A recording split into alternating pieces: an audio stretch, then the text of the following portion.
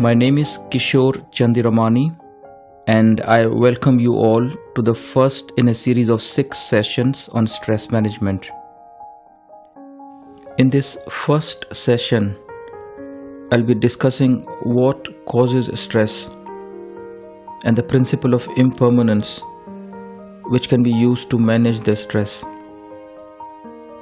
Now, looking at what causes stress. The first and foremost cause is the judgment that we make. Judgments about different situations in terms of good, bad, right, wrong, beautiful, ugly, intelligent, stupid, nice, nasty, about ourselves and about others.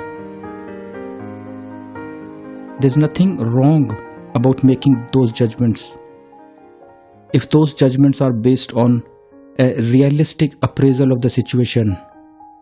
They're not disproportionate and don't last longer than needed. The next cause of stress is our inability to accept change. We want the same things that satisfy us to continue indefinitely, or we get easily bored by the sameness and want change, which is not happening. The change is happening all the time, constantly, irrespective of whether we like it or not. The next thing that causes stress, and it's related to the one we have just discussed, is separation and loss, or a fear of it. A fear of death manifests in many disguises, such as fear of heights, flights, traveling, driving on motorways, crowded places, closed places, and most panic attacks are about fear of death or losing control over oneself. A further cause of stress is our inability to understand the true nature of human life, by which I mean the true nature of our own being and that of the external world. The next thing that can give rise to stress is wanting to be in control of our lives all the time. We want to be in full control of our lives, our situations, our surroundings, our thoughts, our loved ones, our feelings, and anything unwanted that happens to us gives rise to stress. The next cause of stress is selfishness of people who are close to us. If we examine it closely, it is our own selfishness that can make us prone to hurt in the face of others' selfishness. A completely selfless person is more immune to the hurt resulting from others' selfishness. Every relationship, no matter how close it is, has its own boundaries, and beyond those boundaries, we are all alone. We are all following our own life trajectories, which are different from those of other people.